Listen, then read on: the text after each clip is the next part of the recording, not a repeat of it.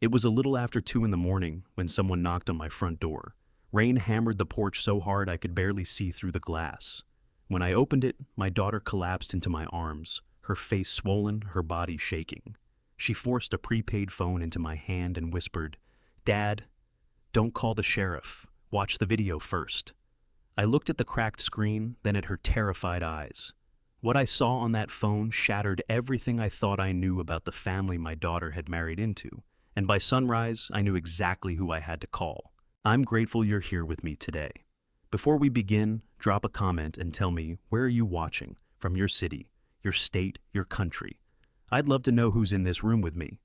A quick note, this story weaves fictional elements into its telling for depth and reflection. Names and places are coincidental, but everything it means to say it means sincerely. My name is Walter Greer, and I am 70 years old. I have lived long enough to know that the worst moments of your life never announce themselves. They do not send warning. They arrive at 2 in the morning in the middle of a Florida rainstorm as a sound so small you almost convince yourself you imagined it.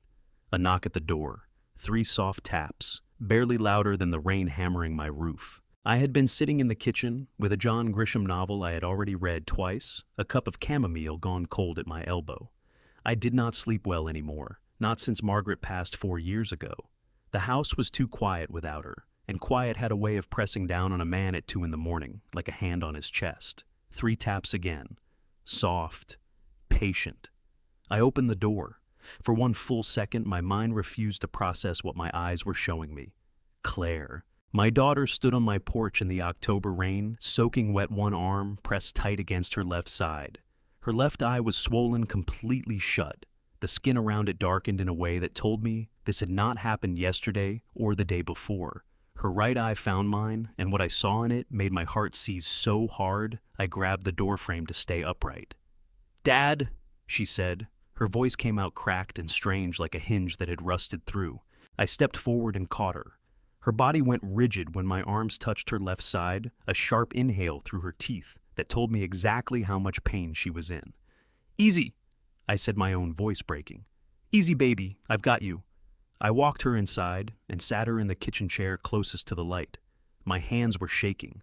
I had not noticed them shaking until I reached up to push the wet hair from her face and saw my own fingers trembling. I made myself look, the left eye swollen shut, 3 fingers of bruising along her cheekbone, a cut on her lower lip scabbed over. When she shifted, she held her left arm against her rib cage the way a person holds themselves together when something inside has come apart. "Ribs?" I asked. 3 maybe. She winced, trying to breathe. "I didn't go to a hospital." Then I saw the mark on the inside of her right wrist. A circle, perfectly round.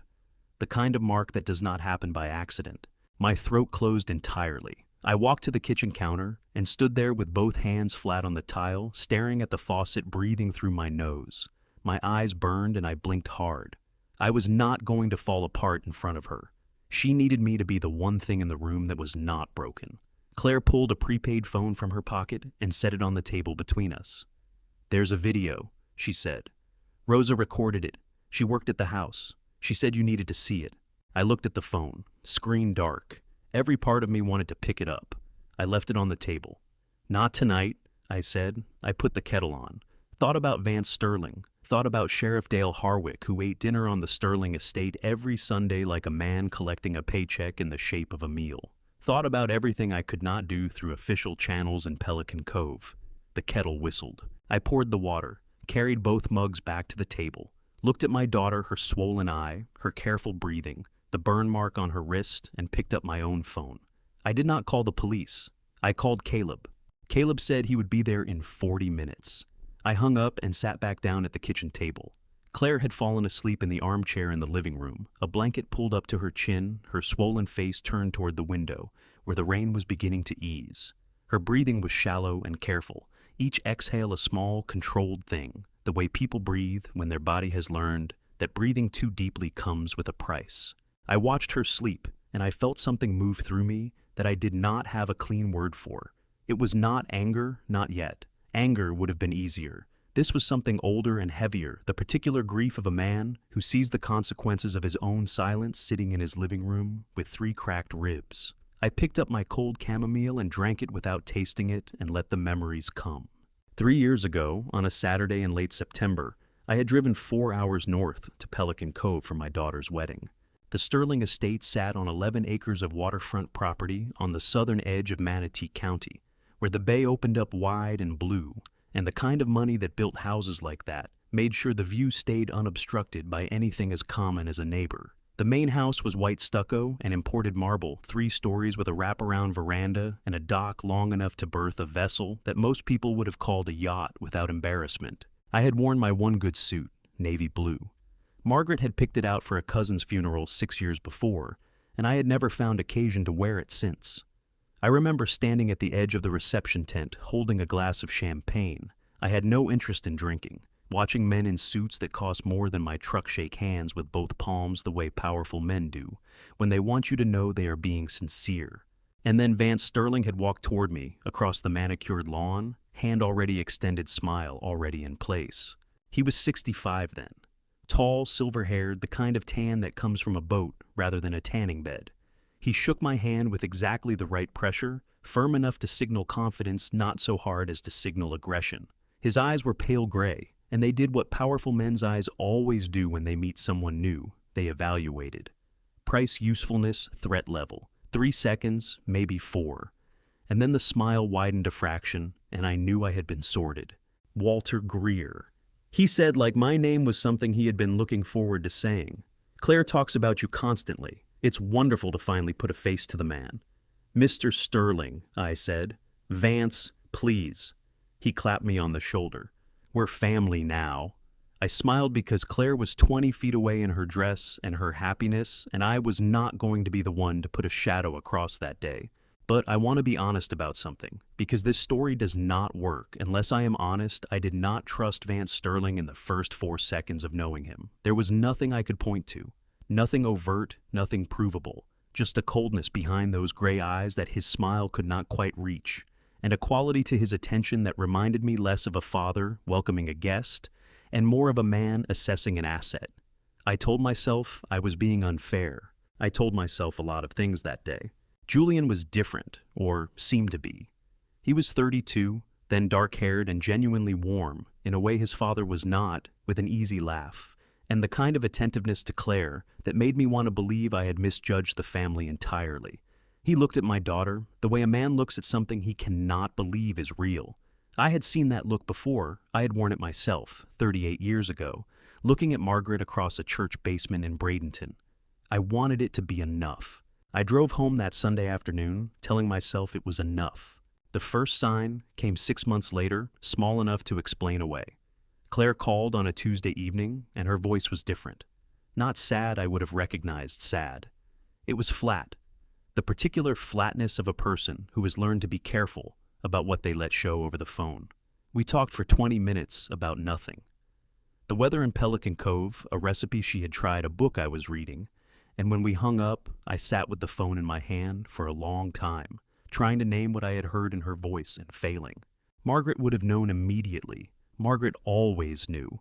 But Margaret was gone, and I was just a 70-year-old man sitting alone in a kitchen in Bradenton, telling himself his daughter was probably just tired. The calls grew shorter after that, then less frequent. When I drove up to visit the following spring, Claire met me in the driveway before I could ring the bell, and she hugged me quickly and steered me toward the garden rather than inside, and I noticed that she kept one eye on the front door the entire time we talked. I asked her how she was sleeping. She said, "Fine, great, wonderful." Her left hand covered her right wrist the whole conversation. I did not ask about the wrist. I told myself I was respecting her privacy. I told myself she was an adult woman and it was not my place. I told myself if something was truly wrong, she would tell me. I told myself every comfortable lie that was available to a man who was afraid of what the truth might require of him. The last time Claire visited me here 14 months ago, October, the same time of year. As tonight she sat at this exact kitchen table and drank coffee and told me everything was fine. Her smile did not reach her eyes. Her laugh came a half second too late, the way a person laughs when they have been practicing normal for so long that normal has become a performance. I almost said something. I had the words right there sitting in my throat, Instead, I refilled her coffee and asked about the garden at the Sterling estate, and she described the roses along the south wall for 10 minutes, and I listened and I said that sounded lovely, and she left at 4 o'clock, and I stood on the porch and watched her drive away, and felt the specific dread of a man who has just let the most important conversation of his life not happen. 14 months. I sat in my kitchen now in the dark, listening to my daughter's careful, shallow breathing from the living room, and I pressed my palms flat against the table, and I let myself feel the full weight of those 14 months without flinching away from it. Then I heard gravel under tires in the driveway. I looked at the clock on the microwave. 3:47.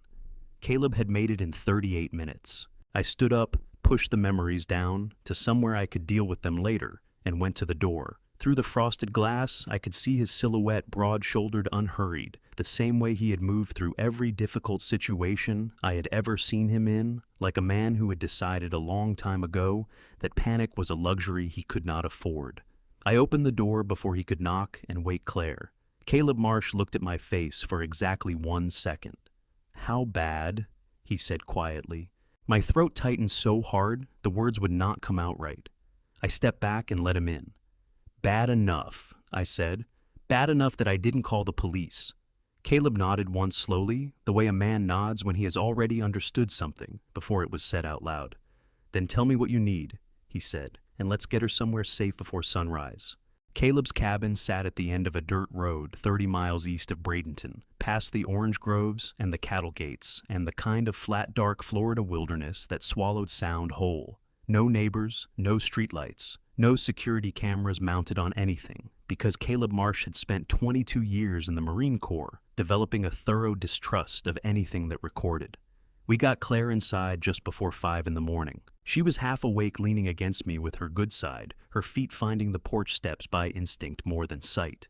Caleb held the door. He did not say anything. When he saw her in the light, his jaw tightened a single hard contraction, and then his face went calm and deliberate, the way I had seen it go. Calm in the 2 decades I had known him. That stillness was not coldness. It was the opposite. It was a man taking something that wanted to become rage and pressing it down into something useful. He set Claire on the cot in the back room and opened his first aid kit on the table beside her. "Can I take a look?" he asked her directly, his voice low and even. Claire nodded, her eyes filling again. "It's the ribs, mostly," she said. "Left side." "I know," Caleb said. "I can see how you're holding yourself. Been holding yourself like that since you walked in." He worked quickly and carefully, his big hands surprisingly gentle, wrapping her ribs with the practiced efficiency of a man who had done this in conditions considerably worse than a clean back room in Central Florida. Claire hissed once and grabbed the edge of the cot with white knuckles, and Caleb said, almost done, you're doing great," in a steady voice that did not waver once. When it was finished, Claire lay back against the pillow and let out a long, shuddering breath that was equal parts relief and exhaustion. "Thank you," she whispered. "Don't mention it," Caleb said. He pulled the blanket up to her chin, the way you would for a child. "You sleep. Nothing's going to happen to you here." She was out within 4 minutes. Caleb and I took our coffee to the front porch. The sky was beginning to gray at the edges, that first pale suggestion of dawn that the Florida scrub always caught before anything else. We sat in 2 wooden chairs that had been on that porch since before Caleb's wife left, and neither of us spoke for a moment, and it was the kind of quiet that exists between men who have known each other long enough to understand that some things have to be said carefully. "Tell me," Caleb said. I told him, all of it, the phone, the video. I had not watched the ribs, the burn mark on her wrist, the Sterling name, Sheriff Harwick, the judges. Caleb listened without interrupting. When I finished, he turned his coffee mug in his hands slowly around and around.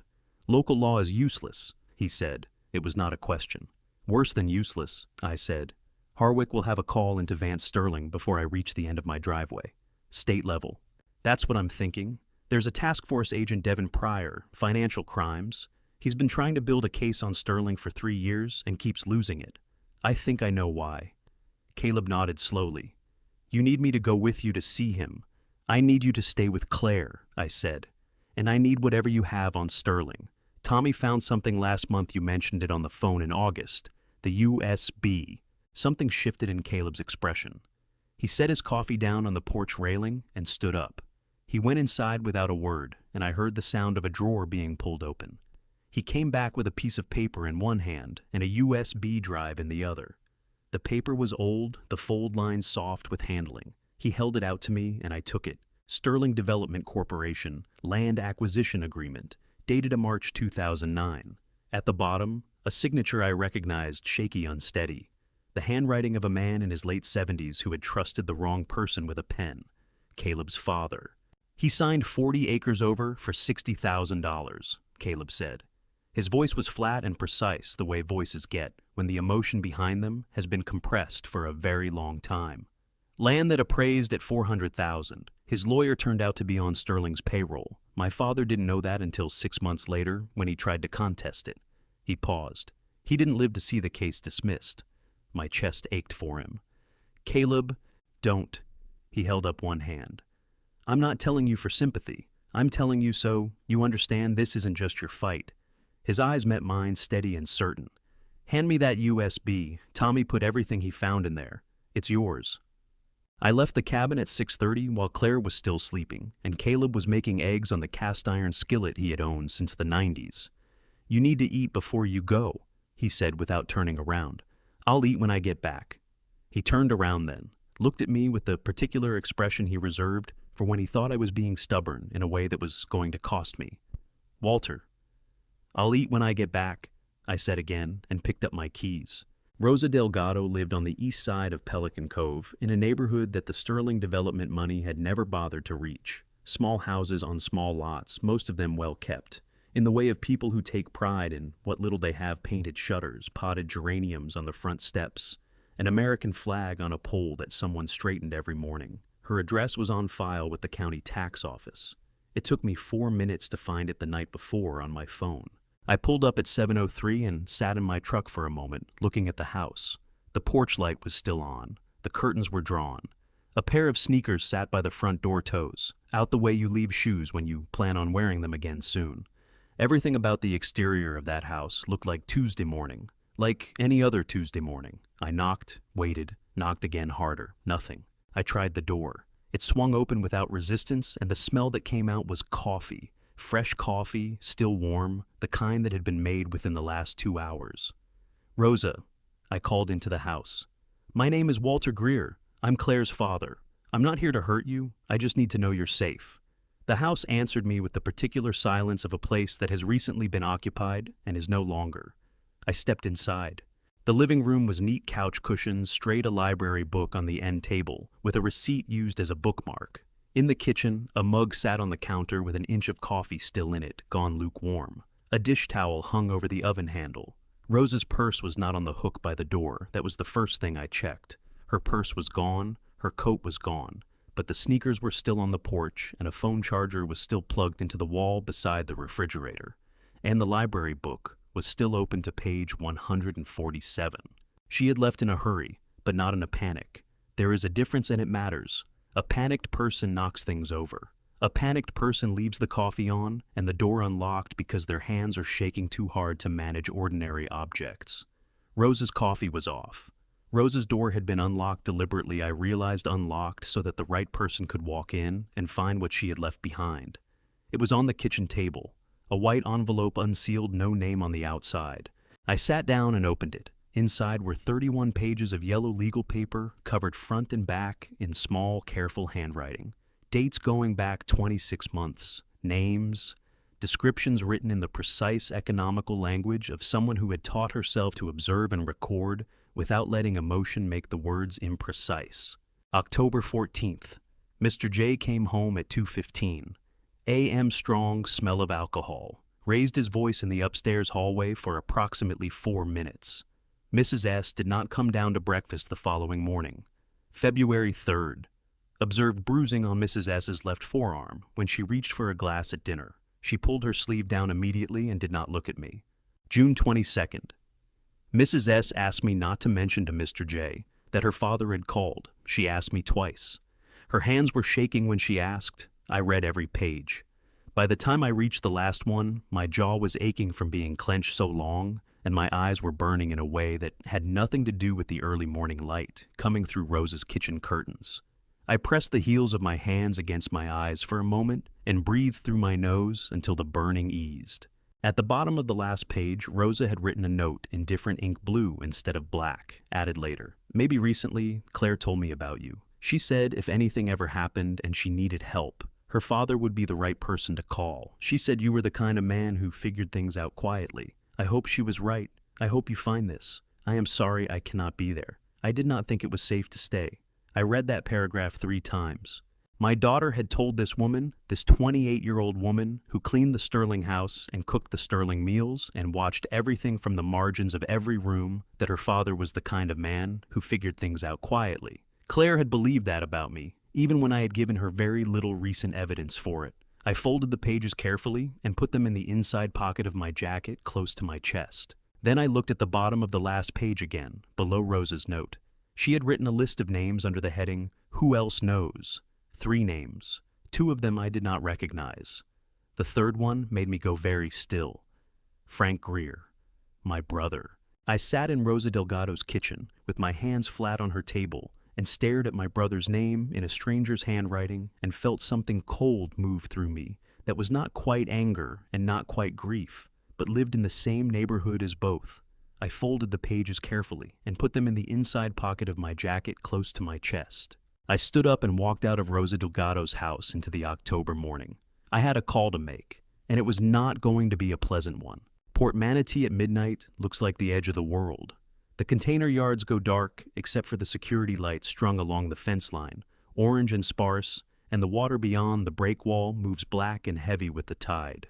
I pulled into the far end of the visitor parking lot at 11:58 and cut my headlights and sat with the windows down, listening to the low groan of a cargo ship working its way out toward the Gulf. A pair of headlights turned in at midnight exactly. The car that parked beside mine was a 4-door sedan government gray, the kind of vehicle specifically designed to be forgotten the moment you stopped looking at it. The man who stepped out was around 45 medium height, wearing dark jeans and a plain jacket over a collared shirt. No badge visible, nothing that announced what he was.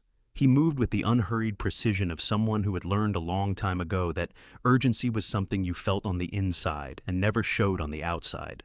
He knocked twice on my passenger window. I unlocked the door. Devin Pryor got in and pulled the door shut and sat for a moment, looking straight ahead through the windshield at the dark water. "Mr. Greer," he said. His voice was measured quiet, the kind of voice built for rooms where things were said that could not be unsaid. "Agent Pryor," I said, "thank you for coming. You said it was about Sterling." He turned to look at me then, and I saw that his eyes were dark brown and extremely tired, in a way that had nothing to do with the hour. I've been waiting 3 years for someone to say those words to me, with something in their hand worth looking at. I took out my phone and pulled up the video Rosa had recorded. I did not watch it with him. I looked out the windshield at the water and listened to the audio, the voices, the sounds, the 38 seconds that had driven my daughter 1,400 miles through the night, and I kept my hands pressed flat on my thighs, and I breathed through my nose until it was over. Pryor watched the entire thing without a word. 3 minutes and 22 seconds.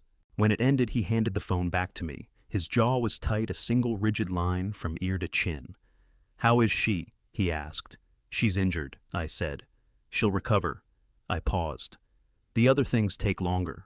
Pryor nodded. He looked back out at the water, and for a moment the only sound was the distant ship and the water moving against the dock pilings. Then he said, "I've been building a case on Vance Sterling since 2022. Financial crimes, money laundering through real estate development, tax fraud, bribery of public officials." He said it the way a man recites something he has recited so many times, it has worn grooves into his thinking. Every time we get close, something happens. A witness recants. A document goes missing. A warrant gets challenged on a technicality by a judge who ate dinner on Sterling's dock the previous weekend. "Harwick," I said. "Sheriff Harwick is one piece of it." Pryor's voice tightened just slightly. "Sterling has people at every level of Manatee County. It's not corruption the way people imagine corruption, some envelope of cash in a parking garage. It's more like weather. It's just the atmosphere of the place. Everyone breathes it and nobody talks about it because talking about it would mean admitting they've been breathing it." He stopped. Then, with a deliberateness that told me he had considered whether to say this next part, "Sterling also has contacts in Tallahassee. He's had 2 separate recommendations for my promotion, blocked in the past 4 years. People above me in the chain who owe him favors I will never be able to fully document. I looked at him. Are you telling me that, so I understand your motivation? He met my eyes. I'm telling you, so you understand, I won't stop. A beat. Does the distinction matter to you? I thought about it honestly. No, I said. A man with a personal reason to finish something is more reliable than a man doing it out of abstract principle. Abstract principle has a way of bending when things get hard. Something that was almost a smile moved across Pryor's face and was gone. The video gives me probable cause to open a formal investigation, he said, shifting into a different register, precise professional. But that alone gets us Vance Sterling nothing. Julian faces charges, but Vance insulates himself 10 layers deep from anything Julian does. What I need is financial documentation, something that connects the money to the man directly. He paused. Do you have anything else? I reached into my jacket and handed him the USB Tommy had prepared. Land Records Shell Company filings, transaction histories going back to 2017. My source is a third-year law student who knows what he's looking for and knows how to stay inside the public record. Pryor turned the USB in his fingers, and the 31 pages of handwritten testimony from the housekeeper in my inside pocket. I'll need copies. He pocketed the USB. Mr. Greer, I can build this case, but I need the first move to come from outside my office.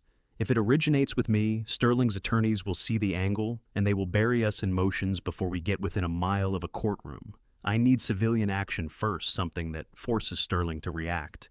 And when he reacts, I need to be there to catch what falls out. I understand, I said.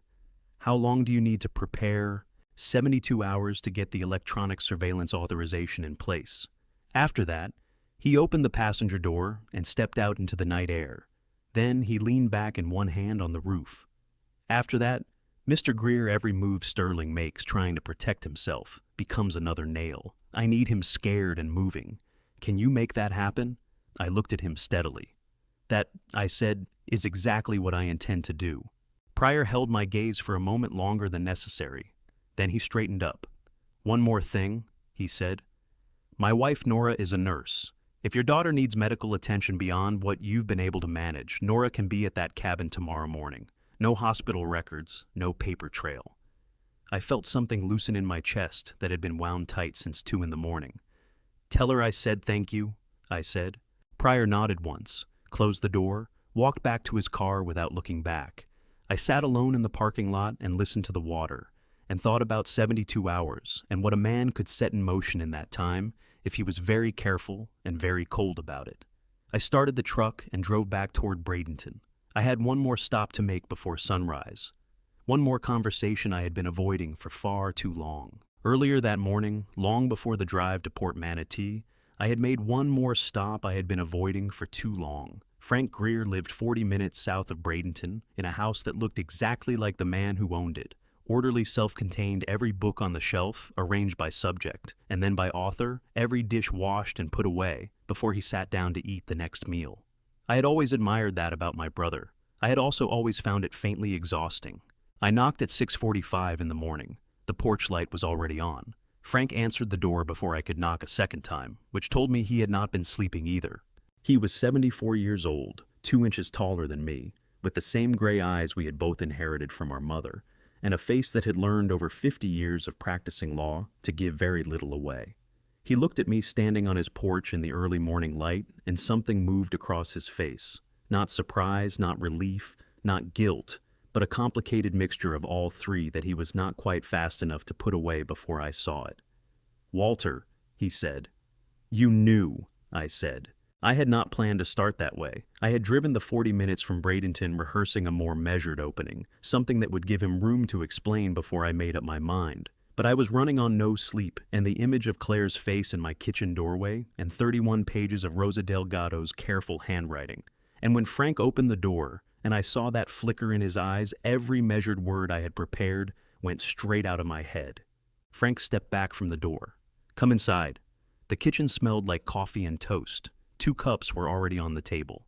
He had known I was coming, or he had suspected, or he was a man who simply always set 2 cups because the habit of hospitality ran deeper than the specific expectation of a guest. With Frank, it was impossible to know. I sat down. He sat across from me.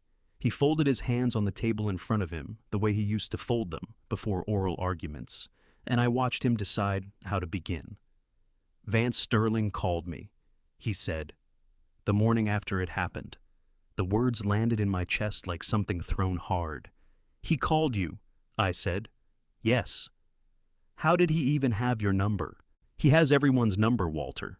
Frank's voice was tired in the deep, specific way of a man who has been carrying something heavy for too long and has stopped being able to feel the weight of it.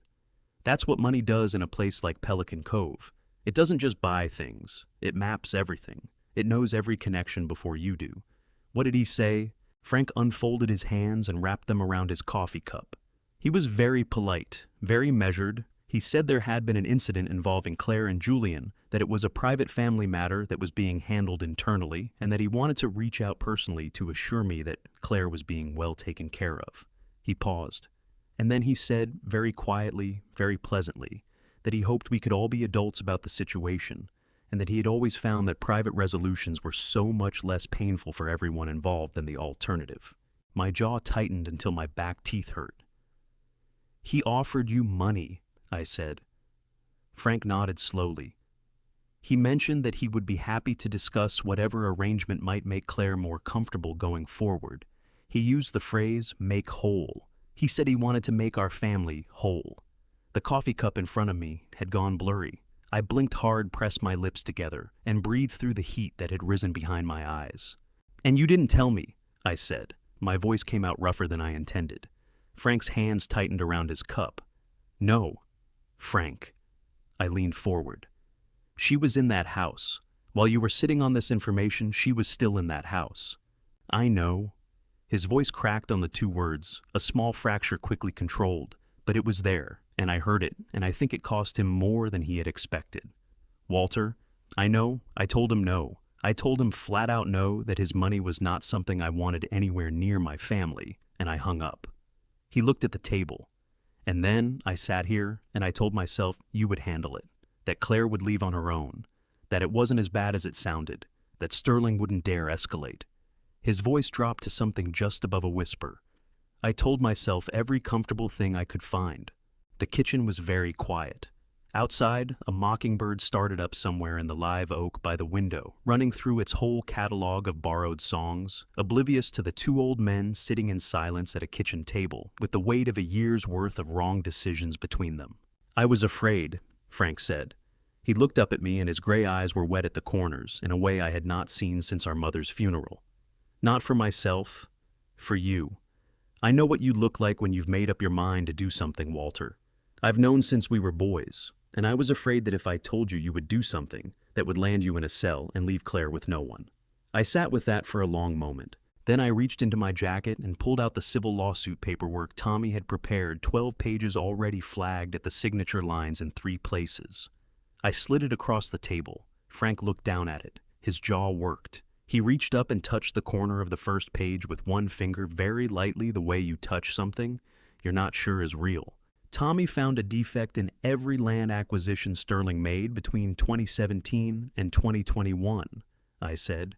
"The notarizations are invalid on 6 of the contracts. That includes 2 properties in Manatee County that are currently in active development. A civil suit creates a public record, puts Sterling's transactions under a court-ordered microscope, and gives Devin Pryor's task force a legal avenue to request documents they can't currently compel."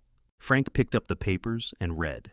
He read all 12 pages without speaking, his eyes moving with the focused, absorbing attention of a man who had spent 50 years reading things that mattered. When he finished, he set them down. He reached into the pen holder on the kitchen counter. It was shaped like a lighthouse, a gift from our mother that he had kept for 40 years, and he took out a pen. He signed all 3 flagged pages without a word. I gathered the papers and was sliding them back into my folder when the front door opened and a young man I recognized as Caleb's son walked in with a laptop bag over one shoulder and 2 coffees from a drive-thru in his hand. Tommy Marsh was 22, with his father's broad shoulders and his mother's quick eyes. He set a coffee in front of Frank, one in front of me. and opened his laptop on the table like a man who had been invited to a meeting he had already prepared for. "I found something else last night," he said, pulling up a spreadsheet dense with transaction records. "Every major sterling land deal for the past 7 years, the same name signs off on the internal financial authorization every single time." He turned the laptop to face us and pointed to a cell in the middle of the screen. "Gideon Rourke, Chief Financial Officer, Sterling Development Corp." "He's not just the accountant," Tommy said. "He's the one man who has touched every transaction, every shell company, every offshore transfer, every payment that doesn't appear in the public filings." He looked at me steadily. "If there's a paper trail that leads directly to Vance Sterling, it runs through Gideon Rourke." I looked at the name on the screen, and then I remembered the wedding reception 3 years ago. A man standing alone at the far edge of the tent near the bar, holding a glass of wine. He wasn't drinking, watching Claire laugh at something Julian had said, watching her with an expression that I had registered and not understood at the time. Not threatening, not inappropriate, sad. The expression of a man watching something he cared about and knowing already that something was wrong. "Tommy," I said, "can you find out where he lives?" 72 hours is a long time to sit with a plan and a short time to make one work.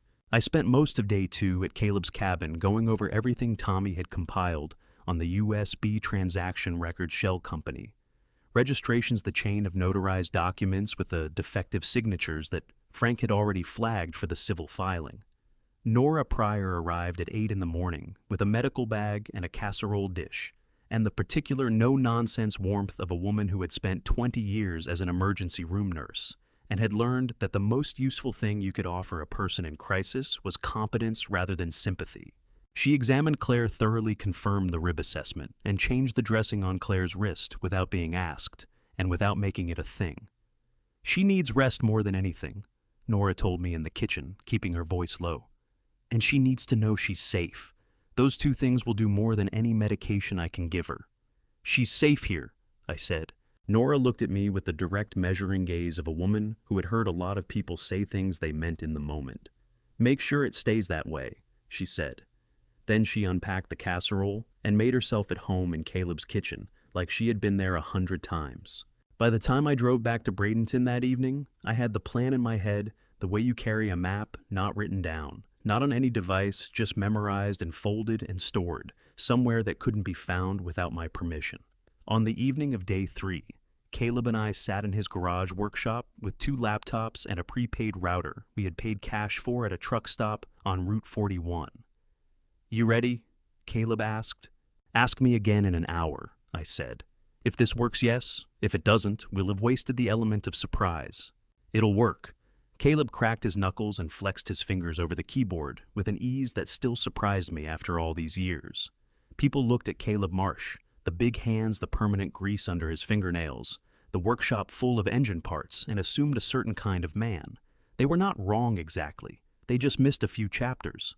The IP routing is clean, 3 hops through servers in different states. By the time anyone traces it, we'll be drinking coffee. "If famous last words," I said. He grinned a rare thing wide and genuine. "Walter, I spent 12 years doing signals intelligence for the Corps. Trust me on the routing." I trusted him on the routing. At 9:47 p.m., we uploaded the video to 3 separate platforms simultaneously. Rose's footage carefully edited every frame containing Claire's face, removed the audio partially filtered to obscure her voice. What remained was enough the interior of the housekeeper's quarters in the Sterling estate voices that a Pelican Cove jury would recognize, and 41 seconds of footage that made the nature of what had happened in that house unmistakably clear, without showing a single identifiable image of my daughter. At 9:48, I sent a separate encrypted file to Marcus Webb's secure mailbox at the Bradenton Herald. Marcus Webb had been trying to crack the Sterling story for 3 years, with nothing but rumors and sealed court records. The file contained the video, Rose's 31 pages, and a single line of text. "You've been waiting for this. Sit on it until I tell you to move." Then we waited. Caleb made coffee. I sat in the wooden chair by the workbench and watched the view counter on the first platform tick upward slowly at first, then faster as the shares began to compound. 10 views, 40, 200. At 11:19 p.m. the videos disappeared, all 3 platforms, simultaneously, within 4 minutes of each other. There it is, Caleb said quietly, watching his screen. How many views before they pulled it? I asked. He checked. Combined a little over 4,000, plus however many screenshots people took before the takedown. He looked up. Pelican Cove has about 12,000 people, Walter. 4,000 views in 90 minutes means roughly a third of the town saw at least part of it before Sterling's people got to it. I thought about that. A third of a town. Neighbors' shop owners, the woman who cut Claire's hair when she was small, the man who had coached Julian Sterling's Little League team 25 years ago. People who had smiled at the Sterling name on donation plaques outside the library and the hospital wing and the youth athletic complex. People who now had a screenshot on their phone that told a very different story.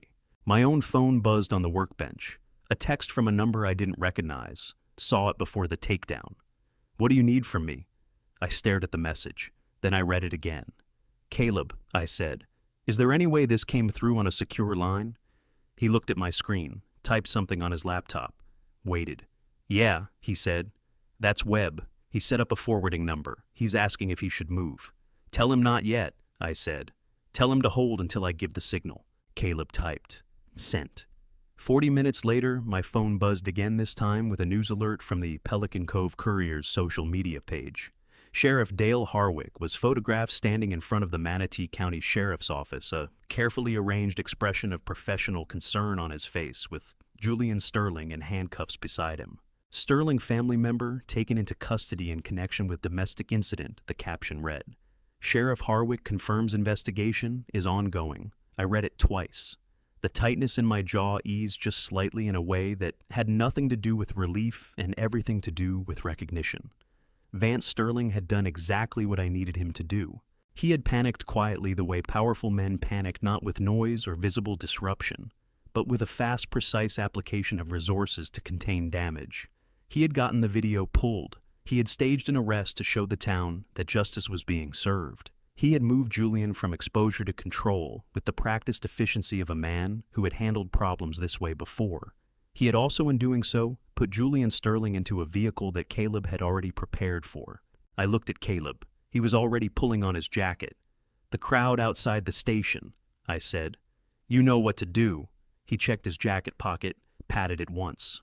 Already there, he said. He walked out into the October night, and I sat alone in the garage workshop with the hum of the router and the smell of engine oil and the quiet satisfaction of watching a plan take its first real breath. The first domino had not fallen yet, but it was leaning. Caleb sent me one text at 11:43 p.m. Done. One word. No punctuation, no elaboration, no confirmation of method or circumstance. That was how Caleb Marsh communicated. When a thing had been accomplished, he told you it was done and trusted you to understand that done meant done completely and correctly and without complication. I set my phone face down on the workbench and let out a breath I felt like I had been holding since 9:47. The tracking device Caleb had placed under the rear axle of the black SUV was a civilian-grade GPS unit, the kind used by private investigators and fleet managers transmitting location data every 30 seconds to a receiver app on Caleb's phone. Under normal circumstances, placing a tracking device on a vehicle without the owner's consent would constitute a violation of federal surveillance law. These were not normal circumstances.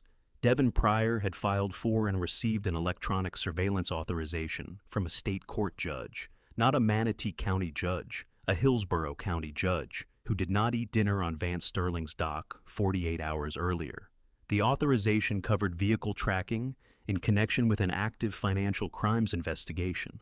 Caleb's placement of the device was coordinated with Pryor's office, making it an extension of a lawful surveillance operation, rather than a private citizen acting unilaterally. The law applied correctly and by the right people has teeth. Pryor called me at 12:17 a.m. The vehicle is at the Sterling estate, he said without greeting. It arrived at 11:51 and has not moved since. And the county lockup, I heard him exhale. I just got off the phone with the night supervisor at Manatee County Detention Center. Julian Sterling was never booked. No intake paperwork, no cell assignment, no record of him entering the facility at all. The words settled into me with a cold, clean precision. He was never processed, I said. Sheriff Harwick performed a public arrest for the cameras and then drove the man to his father's house. Pryor's voice was controlled, but underneath the control was something tightly wound and ready to release. That is unlawful release of a person in state care, obstruction of justice, and misuse of public office. Under Florida statute, that is enough for me to walk into that building with my credentials and a state-level authority override and take command of his department. How long until you move? We're stage 2 blocks out right now. I'm waiting for your confirmation that you want to proceed. Once I walk through that door, this becomes official and irreversible. I thought about Claire asleep at Caleb's cabin with her carefully wrapped ribs and the mark on her wrist that Nora had dressed twice already. I thought about Rosa Delgado's 31 pages of handwritten dates and descriptions. I thought about Frank's signature on 12 pages of civil lawsuit documentation and Tommy's spreadsheet with Gideon Rourke's name in every cell. Proceed, I said. The Manatee County Sheriff's Office at 2:30 in the morning looks like any other county law enforcement facility, fluorescent lit, linoleum floored, smelling of burnt coffee, and the particular institutional exhaustion of people who work nights because days were not available to them. The overnight deputies were at their stations when Pryor walked through the front door with 4 members of his state task force, his credentials already in hand, his voice carrying the specific flat authority of a man who has prepared for this moment for 3 years and is not interested in discussing it. I was not there. I am telling you this the way Pryor told it to me. The following morning, sitting in his car in the parking lot of a Waffle House on Route 301, while I drank the worst coffee I had consumed in recent memory, and he talked with the steady, detailed precision of a man filing a report in his own head. The overnight sergeant asked for identification. Pryor provided it. The sergeant reached for the phone on his desk, presumably to call Harwick, and one of Pryor's team placed a hand gently but firmly on top of the receiver. Sheriff Harwick is the subject of a state-level investigation, Pryor told the sergeant. Contacting him at this time would constitute obstruction. I need you to step away from the phone, and I need everyone in this building to stay exactly where they are. The sergeant, to his credit, made a decision quickly and correctly. He stepped away from the phone. Harwick lived 8 minutes from the office. He arrived 12 minutes after Pryor's team secured the building. Either he drove slowly, or he spent 4 minutes sitting in his driveway, understanding what the lights in his building meant. He walked in through the front door in civilian clothes, a jacket pulled over a shirt that was not fully tucked in his face, set in the expression of a man trying to project authority while his stomach was doing something considerably less authoritative. He looked at Pryor. He looked at the 4 agents positioned around his bullpen. He looked at the overnight deputies sitting carefully still at their stations. "I want my attorney," he said. "Absolutely," Pryor said. "You have the right to an attorney and the right to remain silent, and anything you say can and will be used against you in a court of law. You are not under arrest at this moment. Sheriff, you are being detained for questioning in connection with a state investigation into misconduct and misuse of public office. You are welcome to call your attorney from the interview room." He gestured toward the hallway. "This way, please." Harwick's attorney arrived 40 minutes later. He was a Sarasota criminal defense lawyer named Patterson Expensive Suit, the kind of practice calm that billed at $400 an hour. He conferred with Harwick for 20 minutes behind the closed door of interview room 2. When Patterson opened the door and told Pryor his client was ready to speak, Harwick was sitting in the chair with his hands folded on the table and the look of a man who had made a calculation and did not yet know whether it was the right one.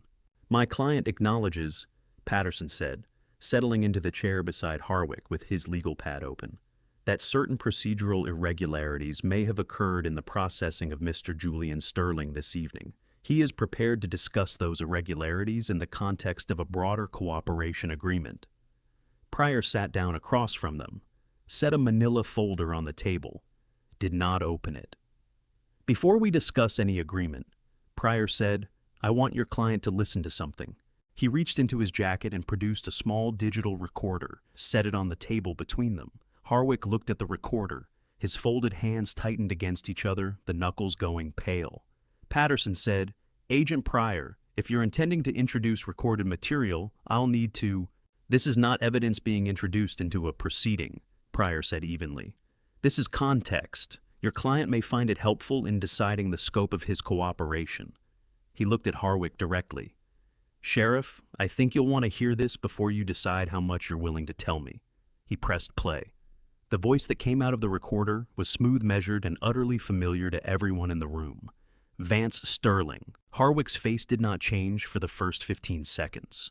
Then something happened behind his eyes, not a flinch, not a collapse, but a slow interior rearrangement, the way a building's foundation shifts before anyone on the street can see what's happening to the walls. His hands still folded on the table began to tremble. I was not there to see it, but Pryor described it to me the next morning over that terrible Waffle House coffee. And the way he described it quietly, without satisfaction, with the careful neutrality of a man reporting a fact, told me that what he had witnessed in that room was not a criminal being broken. It was a man realizing in real time that the person he had spent 12 years protecting had been planning to feed him to the system like a line item on a balance sheet. The trembling did not stop. Before I reveal what was on that tape and what it did to the man who heard it, drop a 9 in the comments right now, so I know you're still here with me. What you're about to hear is the moment this entire story turned. Not because of anything Walter did, because of one voice on a recording, and the man it belonged to had no idea it existed. A note before we continue: some elements of this story have been shaped for narrative purposes. Names and places are coincidental, but the truth it carries is worth your time. The voice on the recording was not loud. That was the thing Pryor kept coming back to when he described it to me the next morning. Not the words themselves, not the content, but the register. The particular unhurried quietness of a man discussing the disposal of a human being the way another man might discuss a line item on a budget review. Vance Sterling's voice on that tape was 68 years old and completely in control of itself. "The exposure runs through Harwick," the voice said over the ambient sound of an air conditioning unit and the distant creak of an office chair. "Dale has been compensated well enough and long enough that the paper trail, if anyone constructs one, points to him as the principal actor. Our job is to make sure that framing holds. Whatever he's been paid, whatever he's signed off on, that becomes his initiative, his corruption, his liability. The company stays clean." A pause. Then a second voice Sterling's attorney clipped in careful. "And if Harwick pushes back, Vance Sterling, Dale won't push back. Dale understands which side his bread is buttered on. He's been understanding that for 12 years. The recording ended. In interview room 2, the silence that followed lasted 11 seconds. Pryor counted them. He was a man who noticed things like that, who understood that the spaces between words were where the real information lived. Harwick's attorney Patterson cleared his throat, adjusted his legal pad, opened his mouth. Harwick put his hand on Patterson's arm. It was a small gesture, barely perceptible, but it stopped the attorney mid-breath, and what came out of Harwick's mouth next came without legal filtering, without strategic positioning, without the careful grammar of a man who has been coached on what to say. "How long have you had that?" Harwick asked. His voice was different now, stripped of the official authority it had carried for 12 years, down to something raw underneath. The voice of a man from Palmetto, Florida, who had wanted to be a law enforcement officer since he was 9 years old, and had made somewhere along the way a series of decisions that had carried him very far from that. "Long enough," Pryor said. Harwick's jaw worked. His eyes moved to the recorder, then back to Pryor, then down to the table. His hands still trembling, faintly pressed flat against the metal surface as if he needed to feel something solid. "He told me last month," Harwick said slowly, "that if anything ever came up, any investigation, any outside pressure, the arrangement was that I would be the one who hadn't followed proper procedure, that it would look like individual misconduct rather than a systemic issue." He stopped. His throat moved. "I told myself that was just contingency planning, that it would never actually come to that." Patterson leaned toward him and said something low and urgent. Harwick shook his head, a single sharp movement. "No," Harwick said. "No, I'm done." He looked at Pryor. "What do I need to do?" What he needed to do took 2 hours and 40 minutes. Pryor walked me through it at the Waffle House, the full scope of Harwick's cooperation, itemized and chronological, because Pryor was constitutionally incapable of telling a story out of order. Harwick had provided a complete accounting of every payment received from Sterling-affiliated entities over 12 years, totaling $437,000, distributed through a series of cash transactions and payments to a Shell LLC registered in his wife's maiden name. a list of 17 separate investigations that had been delayed, misdirected, or quietly closed at Sterling's request. The access codes to a private filing system, maintained on a server in Harwick's office that contained his own records of these transactions kept, he explained with a kind of exhausted practicality, because he had always known that one day he might need them as leverage. He kept records of his own corruption, I said when Pryor told me this. The smartest thing he ever did, Pryor said, and the thing that's going to save him approximately 15 years of federal prison time. I drank my terrible coffee and thought about that. Then Pryor said, "There's something else, something Harwick told us at the end after the formal cooperation statement was signed." His voice shifted a small change in register that I had learned over the past 72 hours meant he was about to say something that mattered more than the thing before it. Julian Sterling wrote a letter, Pryor said. While he was being held in the basement of the estate, Harwick had been down there twice to check on him per Vance's instructions, and the second time he went down, Julian gave him the letter and asked him to mail it. Did he? No, he kept it. A pause. He gave it to us this morning. I set my coffee cup down. What did it say? Pryor was quiet for a moment. When he spoke, his voice had the careful evenness of a man reading from a document he has already read several times and has not yet decided what to feel about. Julian wrote that he had tried to leave, Pryor said. 6 months ago. He had been planning it for longer than that, researching apartments in Tampa, opening a separate bank account in his own name, talking to a family law attorney in Sarasota about the process for separating his finances from his father's business. He paused. Vance found out. Julian doesn't know how. One morning, the separate account was frozen. A flag had been placed on it through a Sterling-affiliated bank officer. The attorney in Sarasota called to say he was no longer able to take the case. Julian's company credit card stopped working. I pressed my fingers against my eyes. He was trying to take Claire with him, I said. It was not a question. The letter says he had been trying to get her out for the better part of a year, Pryor said quietly. He writes, another pause longer this time. He writes that the night it happened in the wine cellar, he was in the doorway, that his father had told him to stay back and he had stayed back, that he has not been able to stop seeing her face from where he was standing. Pryor's voice for the first time in our entire acquaintance lost a fraction of its careful neutrality. He says he knows that staying back is the same as participating. He says he's not writing the letter to excuse himself. He's writing it because if something happens to him in that basement, he wants someone to know that he tried. The Waffle House was beginning to fill up with the early breakfast crowd, truckers and construction workers, and a table of nurses still in scrubs from the night shift. The ordinary world going about its ordinary Tuesday morning, completely unaware that 2 men were sitting in the corner booth with a letter that had redrawn the map of a story I thought I understood. Where is he now? I asked. Julian, where is he right now? Still in the basement? Pryor said. Vance doesn't know we have Harwick. As far as Sterling is concerned, this morning is still under control. He looked at me across the table. We need to move on Gideon Rourke today. If we're going to get Julian out of that house with the hard drive before Vance understands what's happening, Gideon is the key. I nodded slowly. Outside the window, a produce truck pulled into the parking lot, and a man in a green jacket climbed out and stretched his arms over his head in the early morning sunlight, easy and uncomplicated, the way people move when they are not carrying anything. I thought about Julian Sterling in a basement, writing a letter he did not know if anyone would ever read. I thought about Claire on the cot in Caleb's cabin, breathing carefully around her ribs.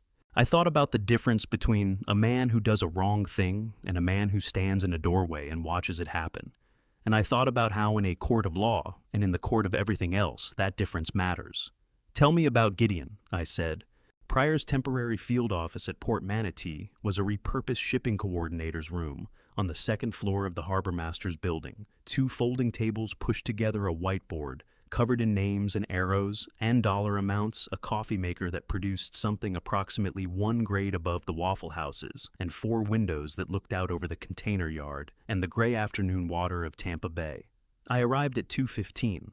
Pryor was standing at the whiteboard with a marker uncapped, adding a number to a column I did not immediately recognize. He looked like a man who had not slept in 36 hours and had made a private agreement with himself not to acknowledge that fact until the work was finished. Harwick's records filled in the last 3 years, he said, without turning around. Before that, we have gaps, Transactions that reference accounts we can't open with what we currently have. He capped the marker and turned. Gideon Rourke can close those gaps, if he's willing. Tell me about him, I said. You said on the phone there was something I needed to know before we met. Pryor set the marker down on the table, pulled out the chair across from me, and sat in it the way a man sits when he is about to say something he has been deciding how to say for a while. Gideon Rourke has been providing information to my office since March of 2020, he said.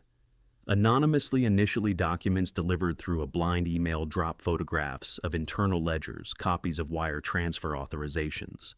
It took us 8 months to identify the source. He paused. When we approached him, he didn't deny it. He asked only one thing, that his daughter be kept entirely out of it. Something stirred in the back of my memory. The wedding, the man at the edge of the tent. His daughter, I said.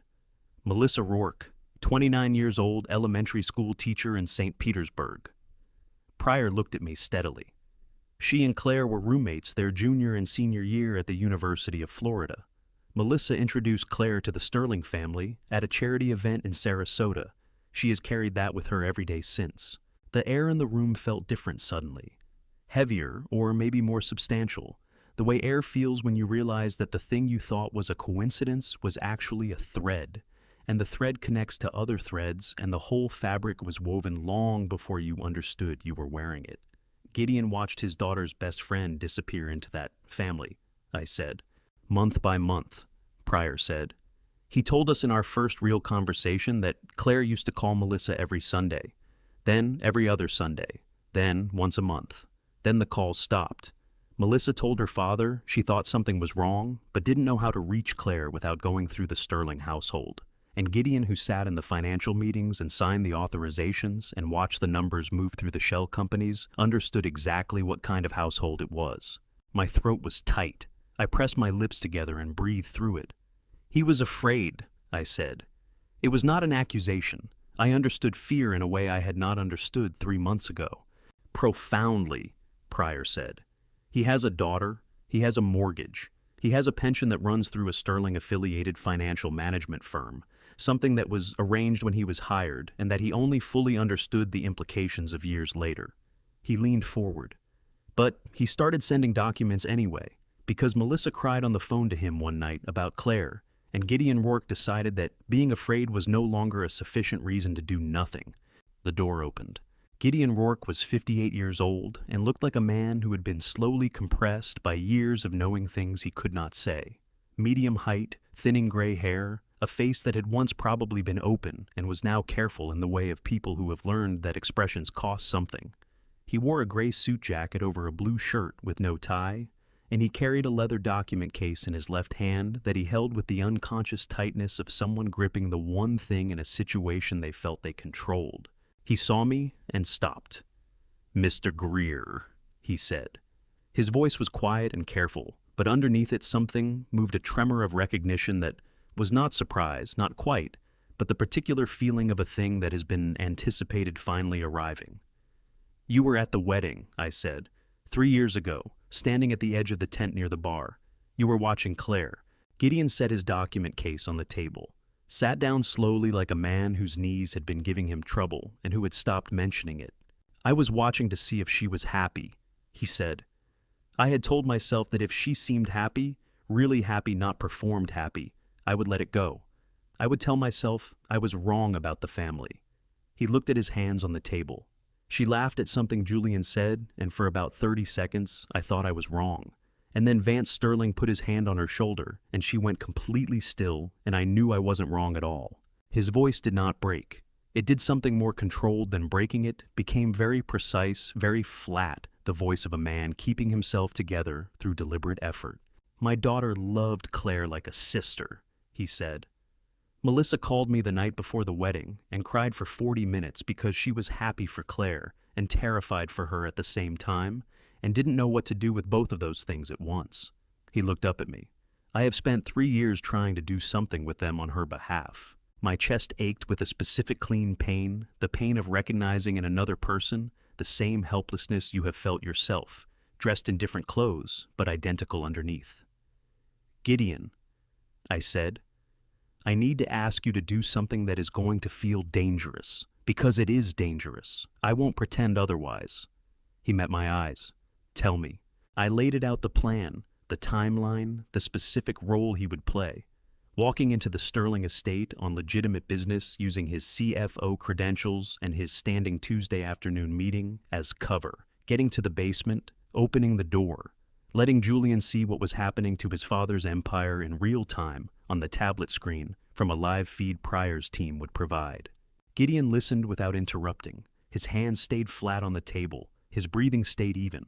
The only sign of what the plan was costing him internally was the way his eyes closed for 3 full seconds in the middle of my explanation, and then opened again, a single deliberate pause, like a man stepping back from the edge of something, and then stepping toward it anyway.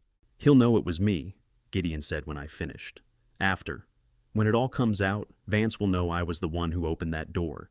"Yes," I said. I was not going to lie to him about that. Gideon nodded slowly. He reached for his document case and unzipped it and took out a tablet already configured, already connected to the secure feed Pryor's team had set up. He turned it over in his hands once. "Melissa is going to cry when she finds out," he said. Not distressed, almost tender, the way a father speaks about a daughter's tears when he knows they are the right kind.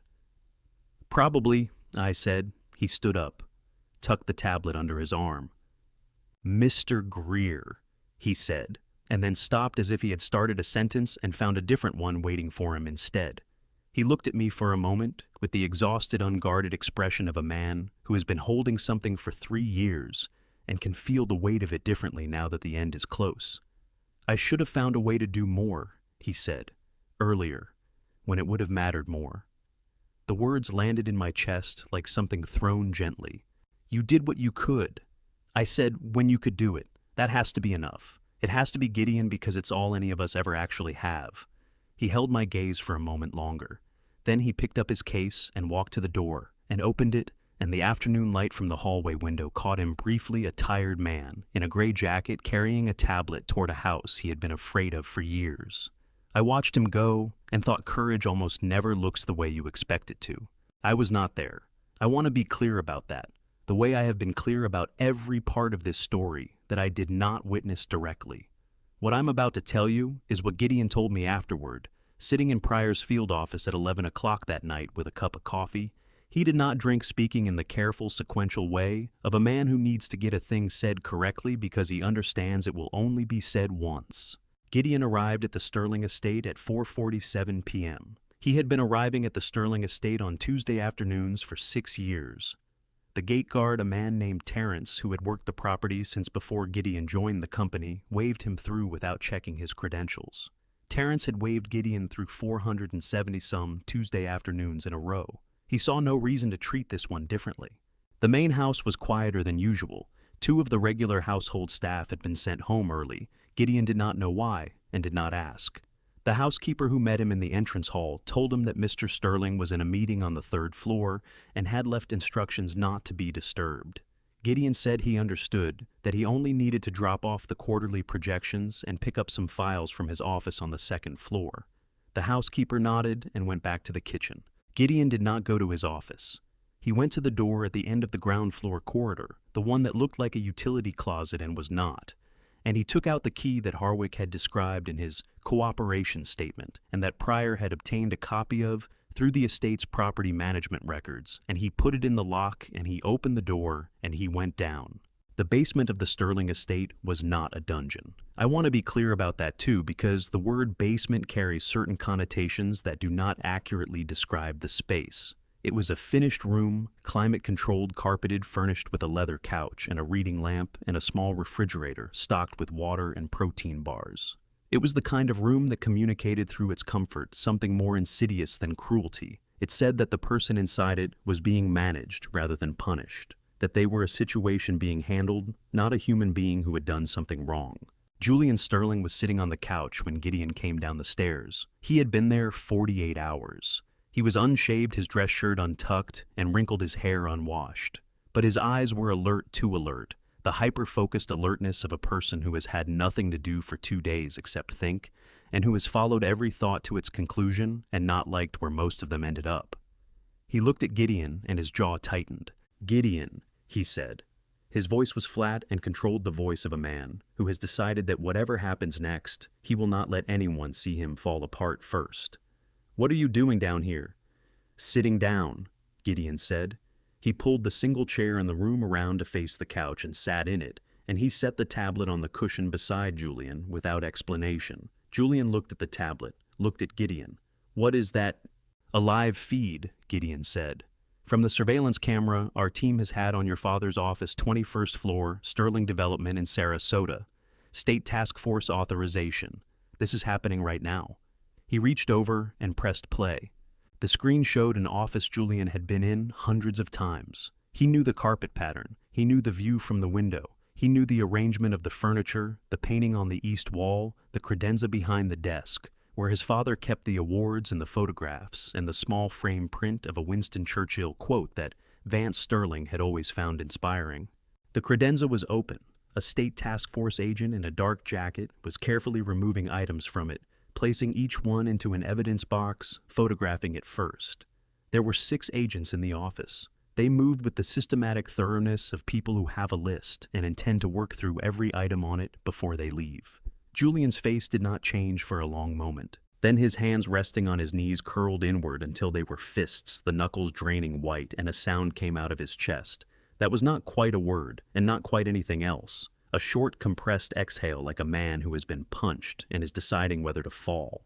How long has this been going on? He asked. His voice had lost the control it had when Gideon came down the stairs. It was rawer now, younger sounding, the voice of someone whose careful management of his own expression has stopped working. Since early this morning, Gideon said. And my father is on the 3rd floor of this house, in a meeting with his attorneys. Gideon paused. He has not come down here once, Julian. Not this morning, not this afternoon. Another pause, quieter. I checked. Julian turned his head away from the screen, stared at the far wall of the basement room, his jaw working, his eyes bright, with something that was fighting very hard not to become tears and was losing. He was going to let me sit here, Julian said. Not a question. The sentence of a man arriving at a conclusion he already knew and is only now permitting himself to say out loud. While all of this, he was just going to leave me here and let me be the one who... His voice broke on the last word. He pressed the back of his hand against his mouth, and his shoulders shook once hard, like a man suppressing something physical. Gideon did not reach over and pat his arm. He did not say it was going to be all right. He understood that neither of those things was what the moment required. Julian, he said, his voice was steady and direct. There is a safe on the 3rd floor of this house. In your father's private office behind the Flemish landscape painting on the north wall. You have been in that room. Julian lowered his hand from his mouth, looked at Gideon with red-rimmed eyes. 3 years ago, Gideon continued, your father asked you to put a set of acquisition documents in that safe while he was traveling. You watched him open it beforehand to show you how. You have never forgotten the combination because it was the only time he ever trusted you with something he kept locked. Julian's breathing was ragged. His chest rose and fell in unsteady increments. The combination, Gideon said, opens a safe that contains a portable hard drive. That hard drive contains 7 years of financial records that do not appear in any public filing, and that your father has never shown to anyone he did not absolutely have to. He let that sit for exactly 2 seconds. If those records were in the hands of the right people tonight, your father could not place the liability for any of it on anyone else, not on Harwick, not on the company's subsidiary officers. He held Julian's gaze, not on you. The room held the particular silence of a decision being made. Julian stood up. His legs were unsteady after 2 days on the couch. He put one hand on the armrest to push himself upright, and when he straightened to his full height, his face was different from the face that had been sitting there when Gideon came down the stairs, still frightened, still shaking slightly in the hands. But the eyes had changed.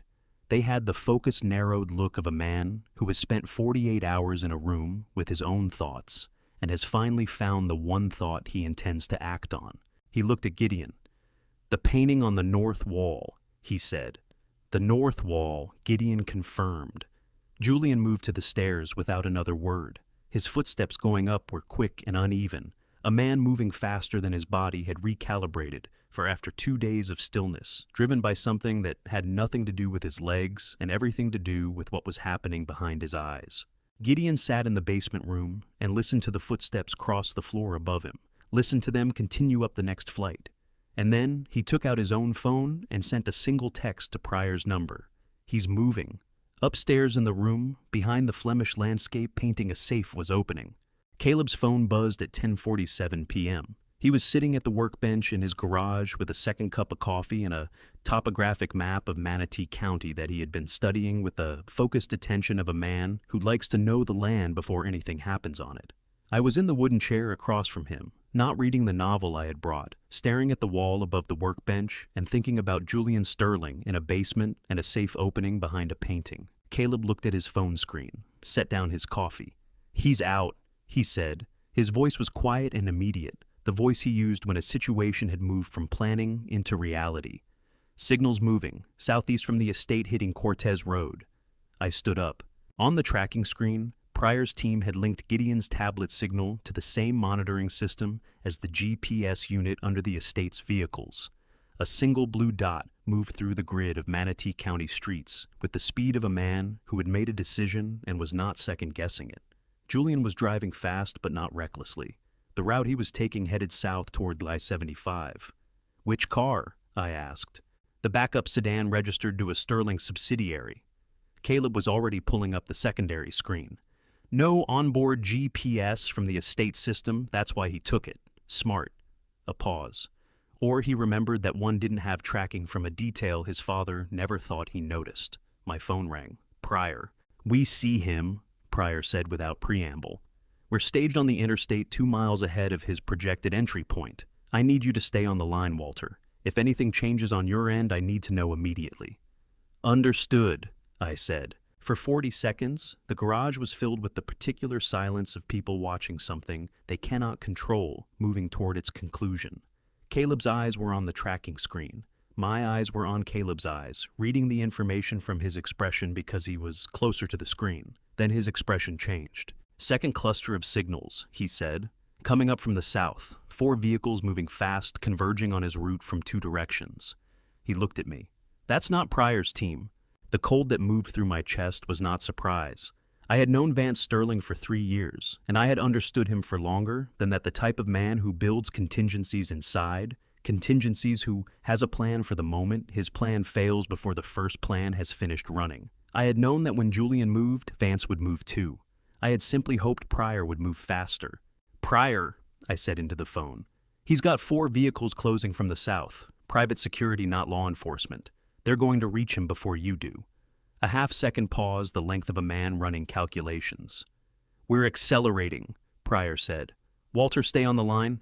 On the screen, the blue dot of Julian's sedan hit the I-75 on-ramp and merged into the sparse late-night interstate traffic. The 4 signals from the south were already on the interstate running north, the gap between them and Julian closing with the arithmetic certainty of physics.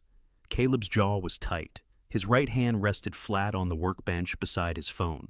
Fingers spread, a man keeping his hands visible to himself, so they did not do something on their own. "He doesn't know they were behind him," I said. "No," Caleb said. "He's running from the house. He's not checking his mirrors for his father's people yet." He paused. "He thinks he got out clean." 3 miles, 2 miles. The signals merged on the screen into a cluster. Julian's blue dots surrounded by the 4 converging points from the south, all of them moving at highway speed through the dark stretch of a 75 that cuts through the flat heart of Manatee County between the sprawl of Bradenton and the first exit towards Sarasota. And then Julian's dot stopped moving. Not slowed, stopped. What happened? I asked, though I already understood what had happened. "That they boxed him," Caleb said. His voice was level, but underneath it something burned controlled and directed the way a fire burns when the man tending it has decided what it is for. 4 vehicles highway speed pushed him into the center lane and he had nowhere to go. He looked at the stationary dot. "He stopped on the highway, Walter." Into the phone, Pryor's voice. "We are 90 seconds out. I need you to hold the line." 90 seconds is not a long time by most measures. It is an extremely long time when 4 vehicles containing men who have been dispatched to solve a problem are parked on a dark stretch of interstate, around a car containing your daughter's husband, who is holding the only evidence that can dismantle the empire that hurt your daughter. I stood in Caleb's garage and I counted. 1, 2, 3. Caleb watched the screen without speaking, his jaw set, his hand still flat on the workbench. Neither of us said what we were both thinking, because saying it would not have changed the 90 seconds, and both of us knew it. 15, 16, 17. Pryor, I said. I see it, he said. We are 60 seconds out. I have 6 units and a spike strip deployment ahead of his position. Walter? His voice shifted, took on the particular focused calm of a man who is simultaneously driving fast and thinking faster. Whatever happens in the next 60 seconds, I need you to understand that my team has been in position since this afternoon. We planned for this contingency. Trust the plan. I trusted the plan. I did not stop counting. 31, 32. On the screen, the 4 signals surrounding Julian's stopped dot had ceased moving. They were parked on the highway around him. I could not see what was happening between the signals. The tracking system showed me locations, not events. It showed me geometry, 4 points arranged around a fifth, and left me to supply the rest from imagination, which was worse. 45, 46. Contact, Pryor said, a single word clipped and immediate. And then, on Caleb's screen, 6 new signals appeared from the north, moving fast, converging on the cluster from the opposite direction, surrounding the surrounding vehicles, the way a hand closes around a fist. The 4 signals that had been closing on Julian stopped moving, all of them, simultaneously. Caleb exhaled a long, controlled breath that he had been holding. I realized for approximately the last 45 seconds. He looked at me, and something in his face loosened by exactly 1 degree, which was how Caleb Marsh expressed profound relief. Pryor's got them, he said. Into the phone, I heard voices, commands, responses, the organized noise of a law enforcement operation, executing exactly as it had been designed to execute. Then Pryor's voice closer directed at me. Julian is out of the vehicle. He's on his feet. Walter, he's holding the drive. My knees very briefly did something I would not describe to anyone. I sat back down in the wooden chair. Is he hurt? I asked. Ante shaken, Pryor said. Vehicle damage from the spike strip. He hit the median barrier at reduced speed. Airbag deployed. A pause. He's standing, he's talking, and Walter. Another pause, this one different from the others. Heavier. He's holding the drive out toward my agent, both hands, like he's been waiting for someone to take it. I looked at Caleb across the workbench. Caleb looked at me. Neither of us said anything because there was nothing to say that the moment had not already said more clearly than we could. I picked up my phone. Pryor, I said. Bring him in safe. Before I reveal what Vance's attorney walked into that courtroom, believing he could pull off, and what brought the whole thing crashing down, leave justice in the comments. One word. I want to see how many of you are still here, still with Walter, still waiting for this. One more note, the story ahead weaves in fictional details to deepen its impact. If you'd rather not continue, this is a good moment to step away, but if you stay, I promise what comes next is worth it. There was one thing Pryor said the next morning that I am going to tell you first before the sequence of events because it is the thing that stayed with me longest. He said that when he walked up to Julian Sterling, standing in the middle of I-75 at 11:19 p.m., with the hard drive held out in both hands, Julian's face was not the face of a man who had lost. It was the face of a man who had finally put something down that had been too heavy to carry for too long. The spike strip had been deployed 40 yards north of where the 4 Sterling vehicles had boxed Julian in, placed in the darkness beyond their headlights invisible, until Julian's sedan hit it at 62 miles per hour, and the front tires blew simultaneously. The car pulled hard left, crossed the center lane, and struck the concrete median barrier at an angle that crumpled the front quarter panel and triggered the driver's side airbag. The sedan came to rest, tilted against the barrier engine, still running hazard lights blinking on, automatically, a small, absurd detail I could not stop thinking about afterward. The car programmed to signal distress, doing its one job faithfully in the middle of everything else that was happening. Julian had pushed the airbag down and gotten the door open before Pryor's vehicles reached him. He was standing outside when the 6 SUVs came in from the north, with their lights running and their sirens cutting the night open, one hand braced against the roof because his legs were not entirely reliable, the other holding the hard drive against his chest. There was a gash above his left eyebrow where his head had struck the doorframe. The mark had dried dark against his skin in the cold air, and in the glare of 6 sets of headlights it made him look. Pryor said like a man who had been through something real. The 4 Sterling contractors made the rapid professional calculation that 4 men against 6 law enforcement vehicles with unknown backup was not a situation that rewarded aggression. They were ordered out, searched, restrained, and read their rights in approximately 4 minutes, charged that night with reckless endangerment, criminal threatening, and conspiracy. Pryor walked up to Julian alone. Julian watched him come, without moving his back against the crumpled sedan, the hard drive against his chest. The expression of a man who has stopped running and is waiting to find out what stopping costs. "Mr. Sterling, I'm Devin Pryor, Florida Department of Law Enforcement. I need to advise you of your rights before we speak." Julian nodded, a single exhausted dip of his chin. Pryor read the Miranda warning in full. Julian listened without interrupting the behavior. Pryor noted of a man who understood the words and had already decided they did not change what he was going to do next. "The men my father sent," Julian said when Pryor finished. His voice was hoarse but steady. "Are they in custody?" "All 4, Pryor said. Julian closed his eyes, opened them. The hand holding the drive loosened its grip, and he held it out toward Pryor, both hands extended like an offering or a surrender, or something that partook of both without being entirely either. 7 years, Julian said. Every transaction, every shell company, every payment to every person who ever took money to look the other way. My father kept meticulous records because he believed documentation was power. He never considered that someone else might use the documentation differently. Pryor took the drive. "Are you providing this voluntarily without coercion of your own free will?" "Yes." No hesitation, no qualification. Julian lowered his hands, looked out at the tire marks where his car had swerved the broken median barrier, the line of Pryor's vehicles with their lights still running in the Florida night. "Agent Pryor, my wife's name is Claire Greer Sterling. She is somewhere safe because her father is a better man than I have been." His jaw tightened. Something moved through his face that was grief and shame and the particular expression of a person confronting the distance between who they intended to be and who they actually were. "I need her to know I tried, at the end, that I did one thing right." "I'll make sure she knows," Pryor said. Then Julian's legs gave out.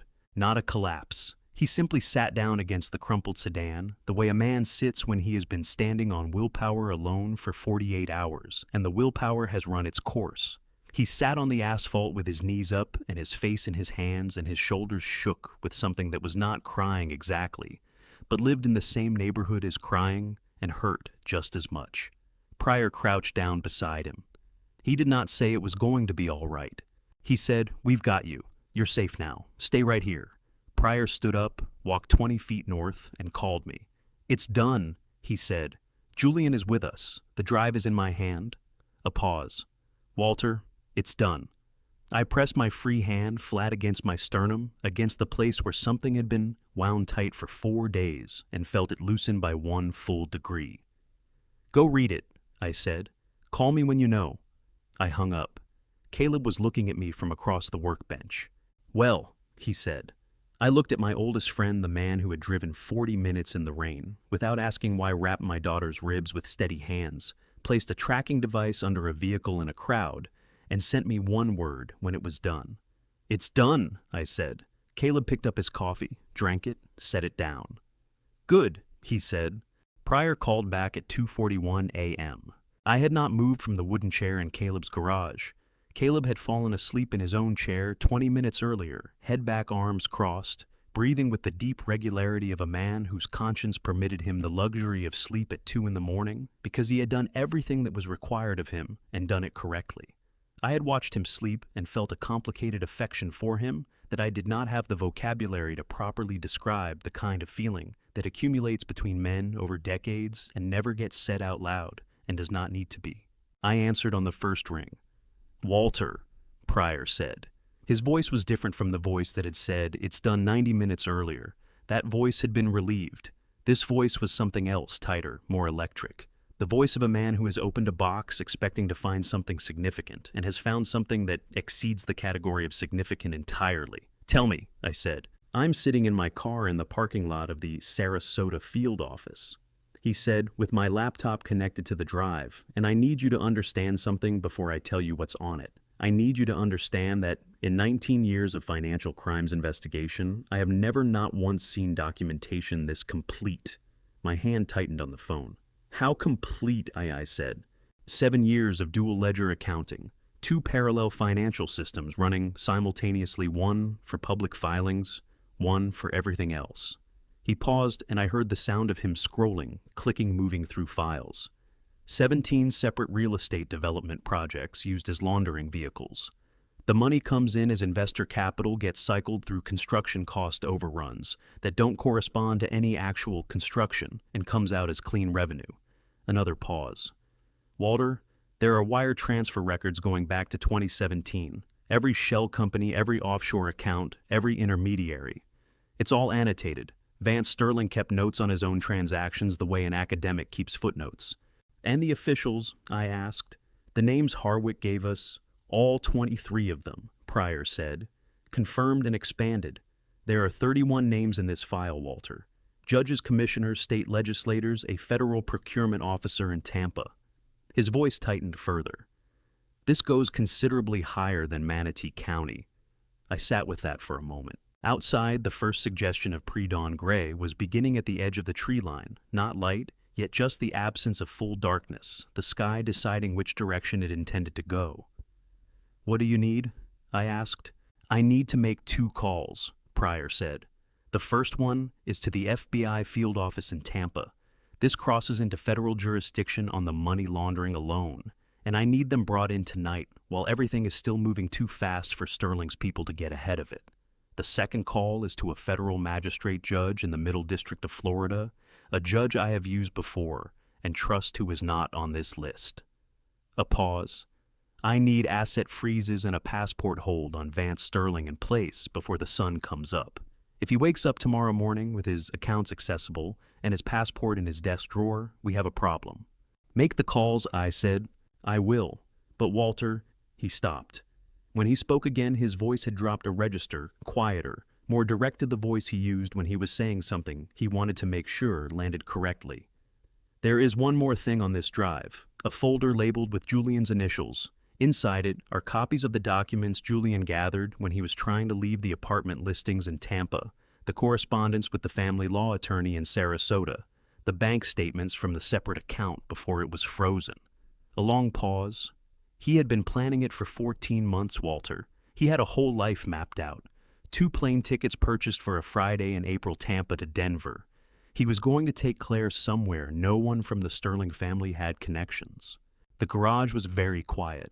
I looked at Caleb sleeping in his chair. I looked at the topographic map still spread on the workbench.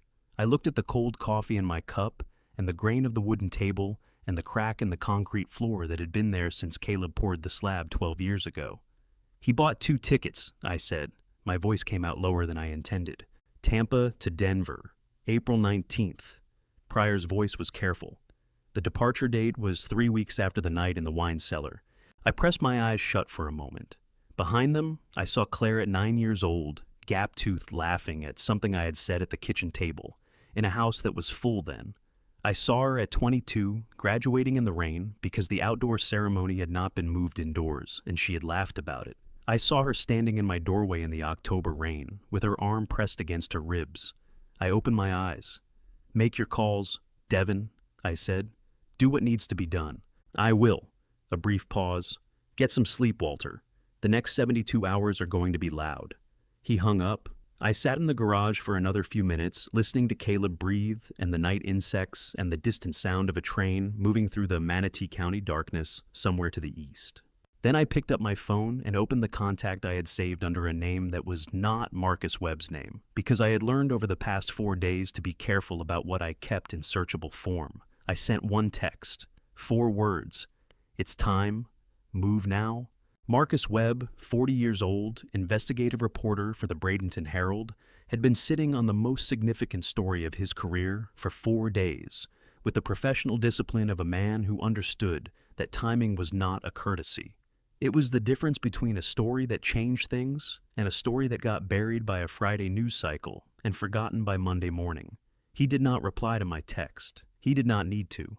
At his desk in the Herald's Bradenton office, as I learned later from the piece he published and from the conversation we had, the following week over lunch at a diner on Manatee Avenue, Marcus Webb had been ready since the moment the encrypted file arrived in his mailbox 4 days earlier. He had verified every document.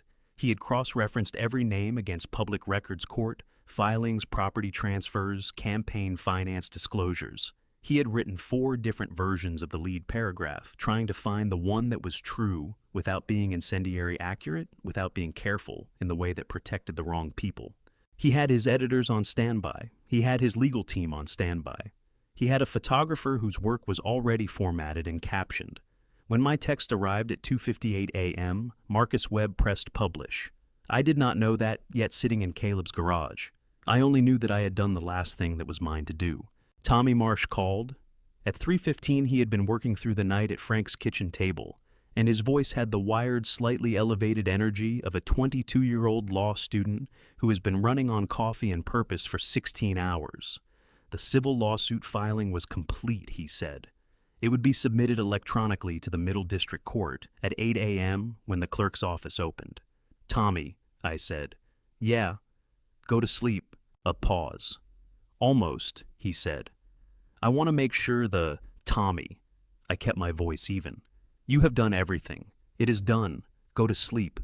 A longer pause. Then quietly, yes, sir. He hung up.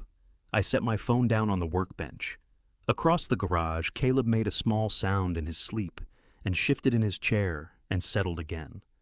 I looked at the crack in the concrete floor. I thought about Vance Sterling asleep in his house on the hill, or perhaps not asleep, perhaps sitting in his third-floor office looking out at the water, the way powerful men sometimes do when they sense without being able to articulate why that the ground under them has changed. His accounts would be frozen before he woke up. His passport would be flagged before he made his morning coffee.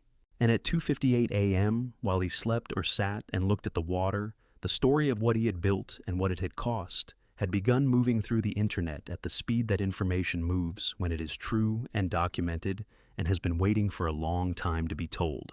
I thought about all of that. Then I thought about Claire asleep at Caleb's cabin with Nora Pryor nearby, and her injuries still healing, and the mark on her wrist that Nora had dressed twice already. I closed my eyes. For the first time in 4 days, I slept. I woke up at 7:43 a.m. in Caleb's back bedroom, in the narrow cot that was the only bed the cabin offered, with the particular disorientation of a man who has slept 4 hours after being awake for the better part of 4 days, and whose body does not immediately know what to make of the sudden darkness and silence. Then I remembered. I sat up and reached for my phone on the floor beside the cot. 47 missed calls, 63 text messages, 6 voicemails, none from numbers I recognized. I set the phone face down on the cot and sat on the edge of the mattress with my hands on my knees and breathed for a moment, just breathe the way you do when you need to remind yourself that the world outside your ribcage is going to require something from you, and you need to find it before you walk into it. Then I picked the phone back up and called Caleb. "Kitchen," he said. "Coffee's on." The kitchen of Caleb's cabin smelled like coffee and the bacon he had made at some point while I was sleeping, and the particular smell of a Florida morning coming through an open window, salt and pine, and the faint green smell of things growing in the humidity. Caleb was at the table with his own phone, reading something on the screen, with the concentrated, methodical attention he gave to everything. He turned the phone to face me when I sat down. The Bradenton Herald's website, Marcus Webb's byline at the top of a piece that ran, "Caleb told me" to 6,040 words, and had been shared as of 7 minutes ago more than 40,000 times. The headline was simple. Marcus had understood that the material did not need embellishment. Sterling development, 7 years of fraud, 31 officials and the county. That looked the other way. I poured my coffee, sat down, read. Marcus Webb had written the piece the way the best journalists write the most important stories of their careers, without flourish, without visible anger, with a precision of language that trusted the facts to carry the weight, because the facts were in this case more than sufficient. He had named names. He had cited documents. He had included photographs of wire transfer authorizations, of shell company registrations, of a text message between Vance Sterling and Sheriff Dale Harwick that read in its entirety, "Handled. Don't follow up." He had included a photograph of the Sterling Estates wine cellar, taken from what the caption described as security footage obtained by law enforcement, which showed the room empty and the camera mount on the wall and the cable running to the corner. He had not included Claire. Not her name, not her image, not a single identifying detail. He had written a family member of a Sterling employee and left it at that, and I felt reading those 4 words a gratitude so specific and physical that my eyes burned with it for a moment before I pressed it back down. My phone buzzed on the table. I looked at the screen. Pryor. "Are you awake?" he said. "Since 7:43. I said. "The Herald piece went national at 6 a.m., he said. "A P picked it up at 6:12. By the time you were waking up, it was on the front page of the Tampa Bay Times website, the Miami Herald, and 3 national outlets." A pause. "My office phone has not stopped ringing since 5:30. "What kind of calls?" "2 kinds, Pryor said. "The first kind is from other agencies, state, federal, asking to be read and offering resources, wanting to know what they can do. That kind is useful." A brief pause. "The second kind is from attorneys representing people whose names appear in the Herald piece, calling to discuss cooperation options before their clients' names appear in a criminal filing." He let that sit for a moment. "Walter, I have had 4 calls this morning from attorneys representing 4 different individuals on that list of 31. All 4 attorneys use the same phrase. Word for word, my client would like to discuss cooperation options." I drank my coffee. "They're running," I said. "They're walking very quickly toward the exit," Pryor said, "which in federal criminal proceedings is the same thing and is considerably more useful to me." Another pause. "The civil lawsuit Tommy filed at 8 this morning creates a public record that every name on that list is now attached to. They have approximately 48 hours before federal grand jury proceedings begin, at which point the cooperation window starts to close. They know this. Their attorneys know this." His voice carried the controlled satisfaction of a man who has spent 3 years pushing against a wall and is feeling it begin to give. "They are calling me." I looked out Caleb's kitchen window at the October morning. The light was gold and clear, the kind of Florida morning that made you understand why people moved here before you understood what the money had done to the place and what the place had allowed the money to do. "The Pelican Cove Town Council," I said. "The local reaction." The mayor issued a statement at 7 a.m., calling for a full independent review. Pryor said with a dryness in his voice that communicated precisely what he thought of that statement. "The county commissioner who appears in Webb's piece as recipient of $65,000 in sterling payments canceled his 9 o'clock press conference and has not been reachable since. The Pelican Cove Chamber of Commerce issued a statement saying they were deeply concerned and committed to transparency." A pause. "The Sterling Development Corp. offices on Cortez Road are locked. The parking lot is empty. The sign is still lit." At 9:15, I called Marcus Webb. He answered on the second ring, his voice carrying the particular exhausted brightness of a man who has not slept and does not care because the work is done and it is the right work. "Mr. Greer," he said. "Marcus," I said. "You wrote it the right way." A pause. When he spoke again, his voice was quieter, stripped of the professional brightness. "I've been doing this for 14 years, he said. "I've written stories that mattered to me. This is the first one that I knew while I was writing it was going to change something real." Another pause. "How is she?" He did not say Claire's name. He did not need to. "She's going to be fine," I said. "She's going to be more than fine." Marcus exhaled slowly. "Good," he said. "That's good." His voice caught slightly on the second word, a small fracture quickly recovered. "If there's anything else you need from me, Mr. Greer, anything at all." "There's one more thing," I said.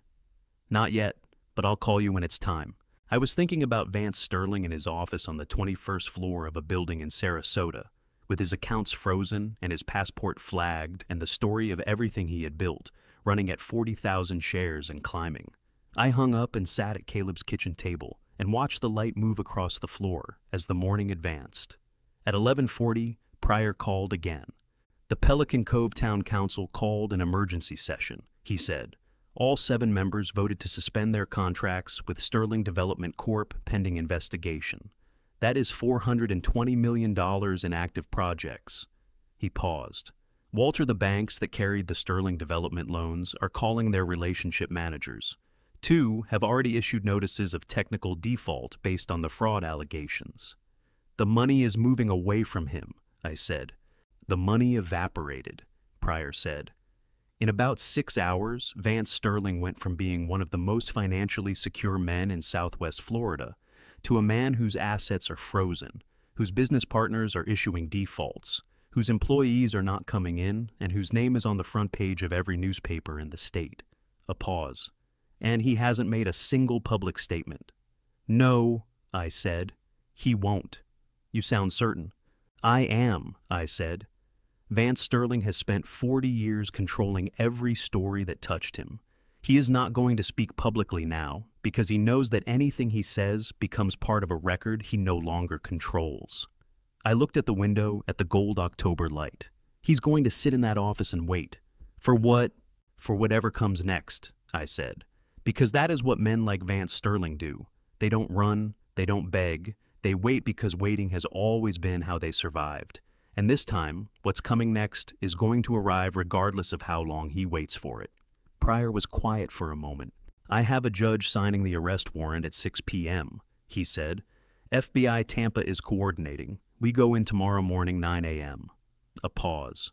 Walter, I want you to know everything that happens tomorrow is clean. Everything your daughter went through, everything Gideon did, everything Julian gave us. It all goes in through the front door of a federal courthouse with documentation so complete that Vance Sterling's attorneys are going to need to bill him for the extra paper. My throat tightened. Thank you, Devin, I said. He paused. Thank you, he said quietly, for bringing me the right door.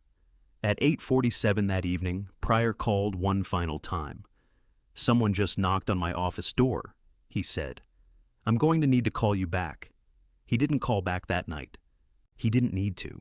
Because at 9:11 p.m. Caleb looked at his phone and showed me a text from Tommy, who had apparently been monitoring Pryor's building from a coffee shop 2 blocks away with the unstoppable energy of a 22-year-old law student who had spent a week in the middle of the most significant case he would ever touch. Tommy's text said, 3 people in the lobby, all with lawyers, all carrying boxes. Caleb set his phone down on the workbench and looked at me. 3 more, he said. I looked at the crack in the concrete floor. 3 more, I said. Day 6 began the way the previous 5 had not quietly. No tracking screens, no GPS signals, no countdowns in seconds. Just Caleb's cabin, the smell of coffee and a mockingbird outside running through its borrowed catalog of other bird songs, with the cheerful plagiarism mockingbirds have always considered a virtue. Claire was awake when I knocked at 7:30. Sitting up in the cot with tea, Nora had brought her reading a paperback from Caleb's shelf. Her left eye was open now. Both eyes looked up at me when I came in, and I felt something loosen in my chest that had been tight since the moment I opened my front door 5 nights ago. Hey, Dad, she said. 2 words, the most ordinary 2 words in the English language. They had never sounded the way they sounded that morning. We talked for an hour about nothing important, a book, a restaurant in Tampa, the way morning light came through the cabin window and made the dust motes look suspended in amber. We talked the way people talk when what they need is simply to hear each other's voices. At 8:30, Nora came in to check Claire's ribs. I went to the kitchen and called Pryor. 11, he said without preamble. 11 individuals from the list of 31 had contacted his office through legal counsel seeking cooperation agreements. 3 judges, 4 elected officials, 2 county department heads, a state procurement officer. All with lawyers, all offering everything documents, testimony, recorded conversations some had kept as their own insurance. Were they all coerced? I asked. Or did some choose it? Pryor was quiet longer than usual. Both, he said finally. But most of them made one bad decision when the pressure was high and the exit looked too narrow, and spent 20 years still carrying it. I thought about Frank sitting at his kitchen table with a pen he had been holding for 2 years. At 2 in the afternoon, Caleb and I sat in the garage, him cleaning a carburetor with a brush the size of a toothbrush. Me in the wooden chair with coffee gone cold. Are you doing okay? Caleb asked. I'm trying to figure out what okay feels like, I said. He set the brush down. Claire laughed this morning, a real one. I heard it from the kitchen. He picked the brush back up. That's what okay feels like. You just forgot what regular sound sounds like after listening to sirens for so long. At 4:17, Pryor's voice shifted registers when he called. Vance Sterling hasn't left the building, he said. His keycard accessed the 21st floor at 4:52 a.m., 2 hours before the Herald piece went live. Walter he knew before the story broke. He watched his accounts go to zero and his passport go red. And then he stayed. I straightened in the chair. He's waiting, I said. For what? For it to end on his terms. Even now. That's the only thing he has left controlling how he's seen when the door opens. And he intends to keep it. Pryor was quiet. Warrant is signed. The FBI goes in tomorrow at 9. I hung up. Caleb looked at me, brush in hand. Tomorrow, I said. Caleb set the brush down. I stood up. I'll make dinner, he said. The most ordinary sufficient thing. Not okay. Now it's almost over. Just dinner. I went and got Claire and Nora, set plates out, and the four of us sat around the table in the Florida pines as the October evening came down soft and dark and full of insects that had no idea what had happened this week and were simply glad to be alive in the warm dark. Claire ate 2 full plates. I watched her and thought, there it is. That is what okay feels like. The FBI arrived at Sterling Development on Pineapple Avenue at 9 o'clock exactly. I was not there. I was sitting in Caleb's garage with Claire beside me, watching the local Sarasota news affiliate on his laptop. Someone at the station had received a tip and had a camera crew across the street since 8:45. Claire's hand found mine on the workbench. She held it the way she used to when she was small, and something frightened her, and she wanted contact without wanting to admit it. I held her hand back, and we watched the building, and I counted the seconds the way I had counted them 3 nights ago on a highway in Manatee County. The camera couldn't reach the 21st floor. Pryor told me what happened up there. That evening, same Waffle House, same terrible coffee. He said the door to Vance Sterling's office was not locked. He said Vance was sitting behind his desk in a charcoal gray suit, beautifully cut, the kind he had worn every working day for 40 years, and was not going to change today of all days.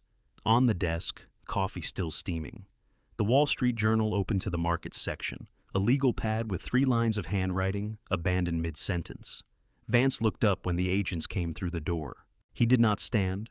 He did not reach for anything. He looked at Pryor, and for just a moment, one unguarded second, something moved across his face that was not the controlled expression I had seen at a wedding reception 3 years ago.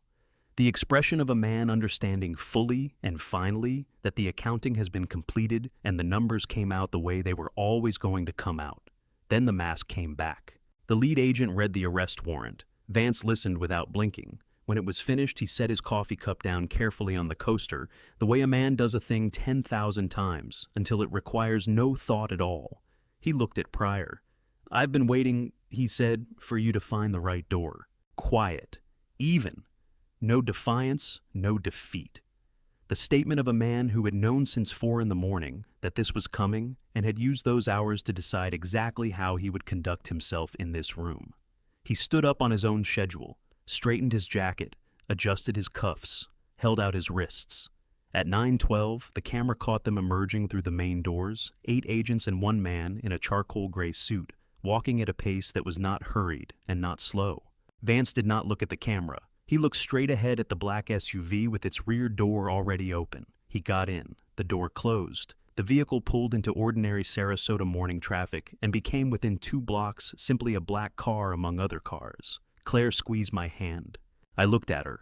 Both eyes open now, the marks fading at their edges, the color of something finally beginning to heal. And in her expression, something I had not seen in years of photographs and video calls and 2 short visits to a house on a hill, where she always kept one eye on the door. She looked free. Not happy yet, but free. I put my arm around her shoulders gently on the right side, where her ribs were whole, and she leaned against me, and the laptop screen moved on to the weather forecast, and Caleb came in with 3 cups of coffee and looked at the meteorologist on the screen. Done, he said. Done, I said. My phone buzzed, a number I did not recognize, an area code I did not immediately place. I picked it up. Because 7 days ago, I had learned that the calls you do not expect are sometimes the ones you need to take. The area code was from a federal detention facility in Tampa.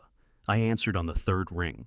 Julian Sterling's voice was tired in a way that had nothing performed about it, stripped of everything down to the plain fact of a man who has done what he has done and is no longer pretending otherwise. Mr. Greer, I'm not calling to ask for anything. I need you to understand that first. I'm listening, Julian, I said. I loved her. His voice caught a small fracture, quickly steadied. I know that doesn't balance against what happened. I know it doesn't excuse what I failed to do. But I need someone who matters to her to know it was real, that she was never just... He stopped, breathed through it.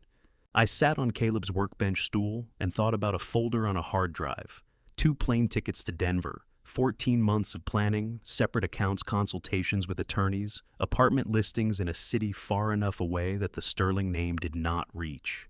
I thought about a man standing in a doorway on a Friday night, watching something happen he could not stop, that years of his father's control had made him too hollowed out to stop. Guilty and a casualty of the same thing simultaneously.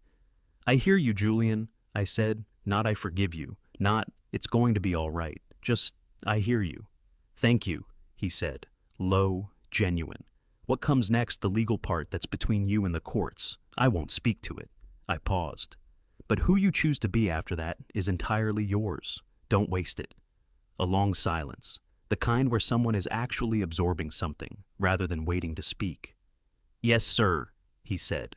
I hung up, set the phone on the workbench, looked at the crack in Caleb's concrete floor, and let the past 7 days move through me the way water moves through a place it has been held back from. Not a flood, just a flow finding the level it was always going to find. The kitchen door opened. Claire stood in the doorway, backlit by morning light. She was smiling, the real one, the one that used the whole left side of her face and reached her eyes and made her look for a moment like the gap-toothed 9-year-old who used to sit on the back porch with me, asking questions I did not always know how to answer. My chest ached. I realized slowly it was joy.